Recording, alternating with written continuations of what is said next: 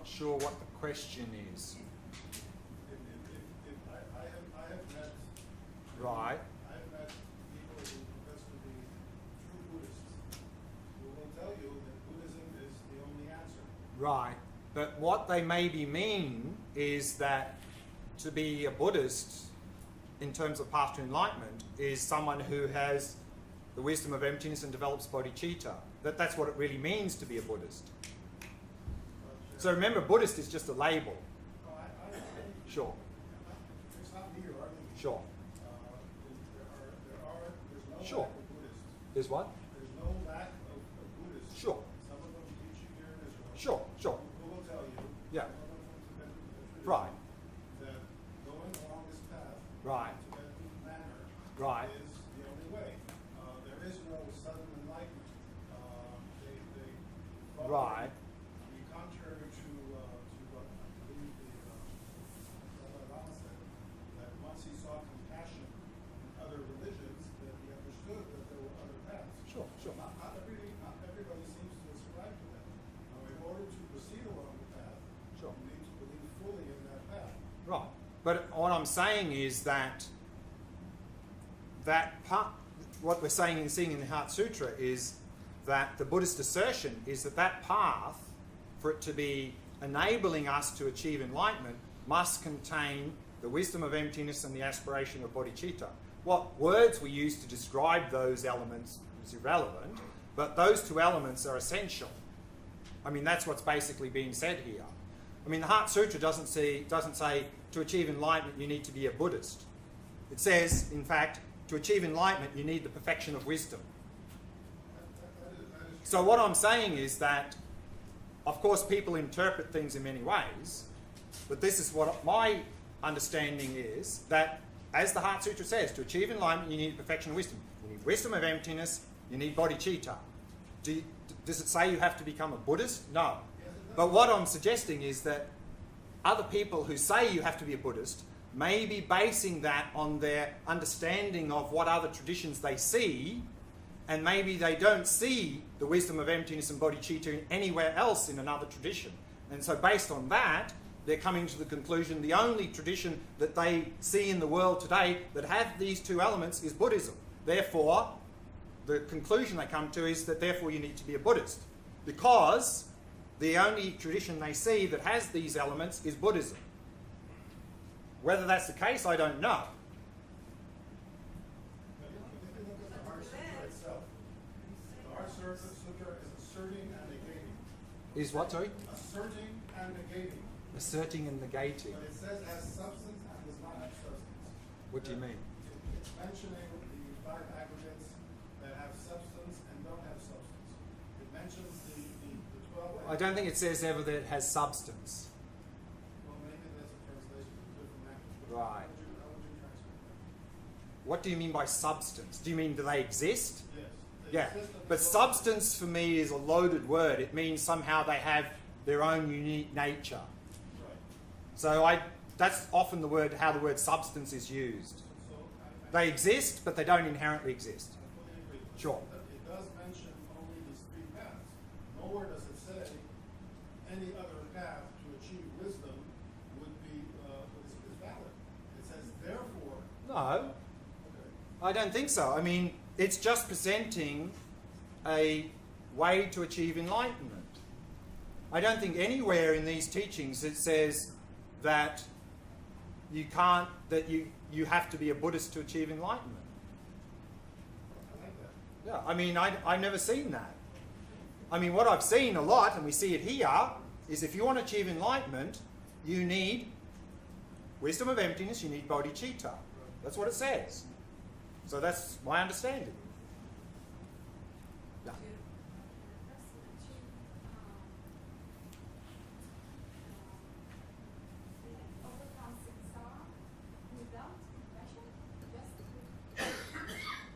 You mean here? Right.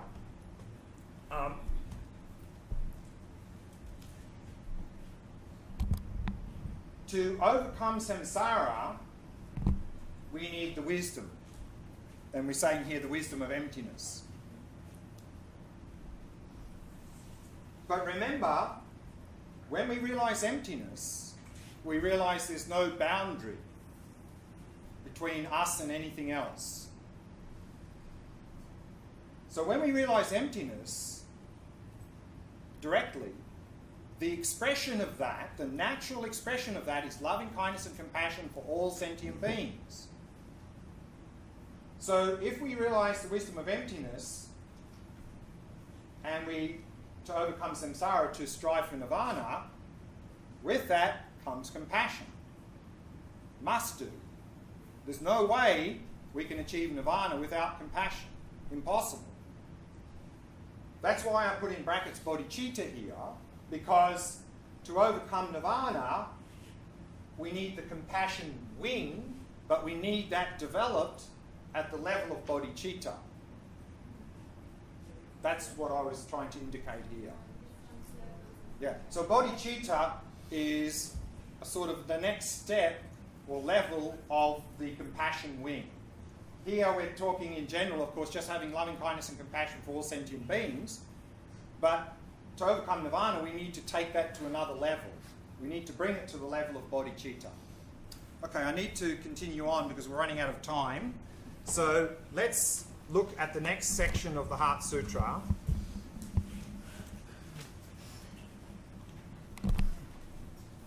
So what we've looked at so far was a presentation for someone, in fact the outline, someone of inferior capacity. Basically it means for the normal person. And now the next section of the Heart Sutra is related to for those of superior faculty. So someone of very sharp intelligence, this teaching now is what's going to help them to practice this wisdom of emptiness. So let's have a look at the next paragraph and then this mantra here. So it says, therefore, the mantra of the perfection of wisdom, the mantra of great knowledge, the unsurpassed mantra, the mantra equal to the unequaled, the mantra that thoroughly pacifies all suffering, should be known as truth, since it is not false. The mantra of the perfection of wisdom is declared, Tayata Om Gate Gati Paragati Parasamgati Bodhisvaha. So here we see mantra used. It's not very common to see mantra in sutras. Generally, mantras only appear in the tantric level of practice. But here, the word mantra can be broken up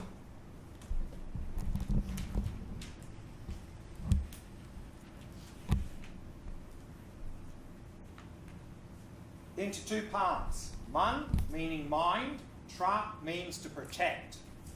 So a mantra is something that protects the mind.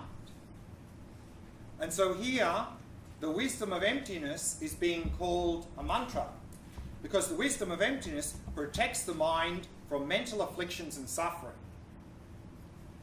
So here we see the mantra of the perfection of wisdom, and we see 5 statements here. And these 5 statements are also correlated to the 5 stages of the path. Path of accumulation, path of preparation, path of seeing, path of meditation, path of no more learning. So the first statement, mantra of perfection of wisdom, is correlated to the path of accumulation. And so again, here, the perfection of wisdom, the wisdom of emptiness, is called a mantra because it protects the mind from mental afflictions and suffering. Then we have the mantra of great knowledge. And here the wisdom of emptiness is called great knowledge because if we understand this idea of emptiness and put it into practice, we can eliminate the 3 poisons. So that's why it's called great knowledge, because it gives us the ability to eliminate the 3 poisons. Then we have the unsurpassed mantra. This is relating to path of seeing, and so here the perfection of wisdom is called an unsurpassed mantra. It's called unsurpassed because the perfection of wisdom, the wisdom realizing emptiness together with bodhicitta, is unsurpassed in its ability to help us overcome samsara, to save us, in fact, from samsara and nirvana. That's why it's called unsurpassed. Then we have the mantra equal to the unequaled. So the word unequaled here is talking about the state of enlightenment, because that's the highest state. So the mantra equal to the unequaled means the perfection of wisdom, the wisdom of emptiness with bodhicitta, helps us to achieve a state equal to the highest state of enlightenment. So with the perfection of wisdom, we can achieve enlightenment. That's what it means, the mantra equal to the unequaled. We can achieve a state equal to the unequaled or highest state of enlightenment. And then the mantra that thoroughly pacifies all suffering is again that the perfection of wisdom, the wisdom of emptiness bodhicitta, can pacify all suffering, and even all the stains from that as well.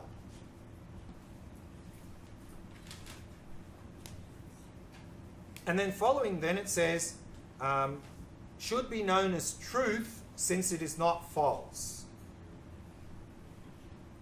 So the perfection of wisdom, the wisdom realizing emptiness, is truth because it's not false. It's not false in terms of it can liberate us from suffering.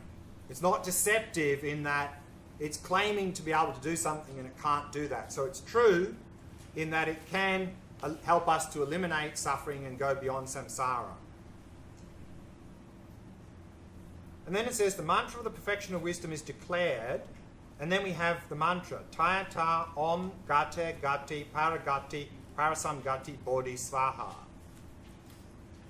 So sometimes at the beginning of a mantra you'll see this Tayata. And Tayata is like an introduction. Tayata means it's like this. It's like this, or it's thus. It is thus. So it's basically just an introduction to the mantra. It's like this. And then in many mantras, we have Om at the beginning and Svaha at the end. So Om and Svaha are called the head and tail of a mantra. Some mantras have a head and a tail. Some have a head and no tail. Some have no head and a tail. And some have no head and no tail. So all four possibilities.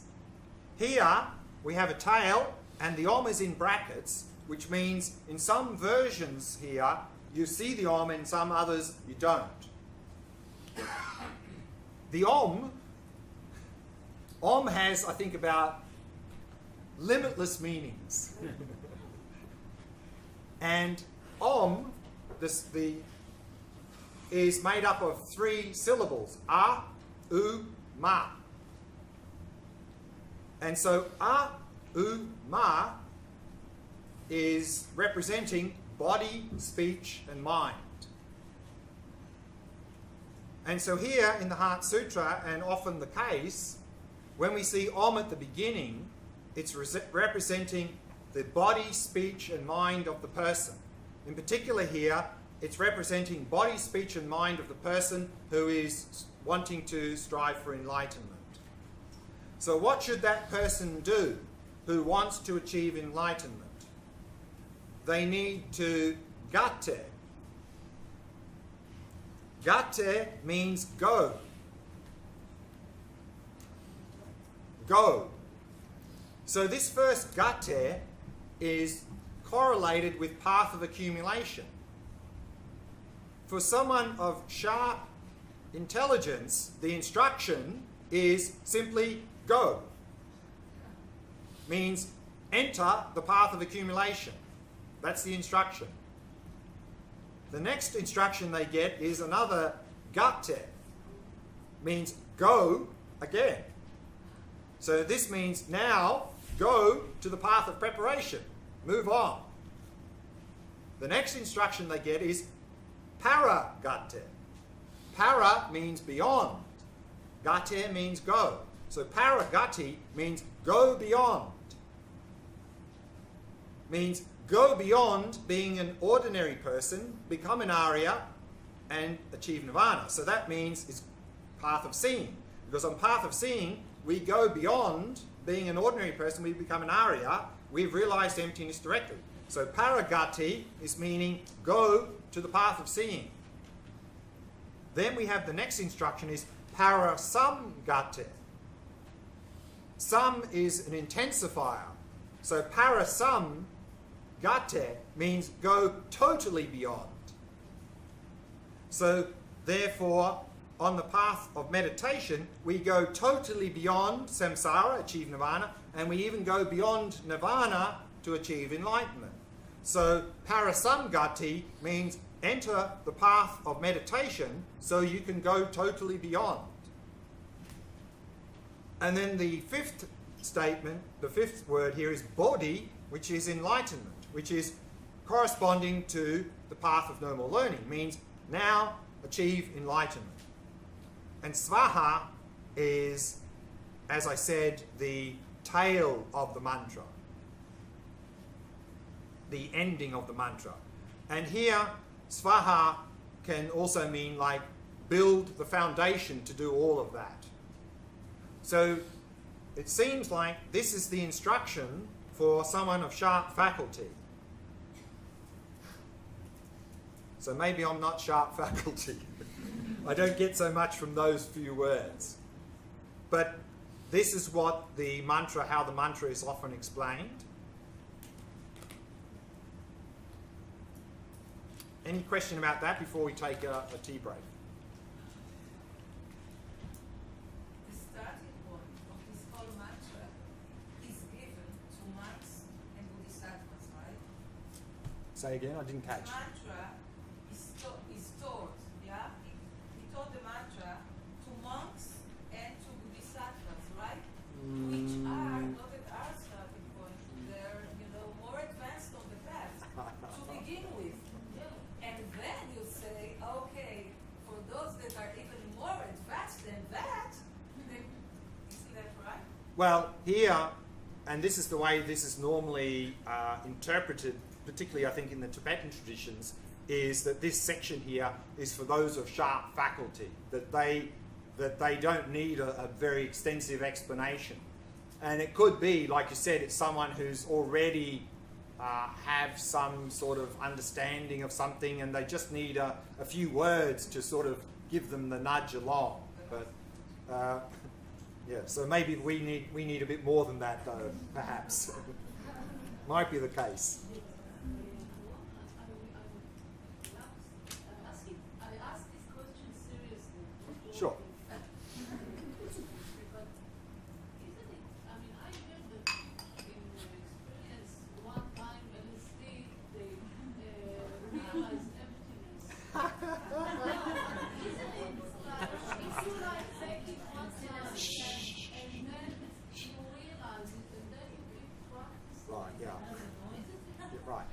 So, brief answer, then we'll break. There are many ways to have a little taste of emptiness. One, of course, is, as we've mentioned, sit down, meditate, and investigate.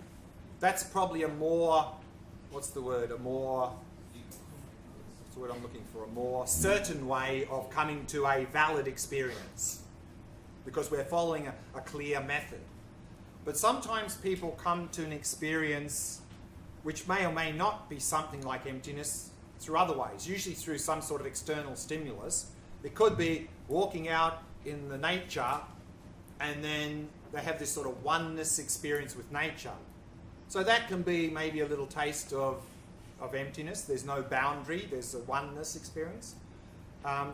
Sometimes people get that experience through some sort of drugs or hallucinogenics, possible.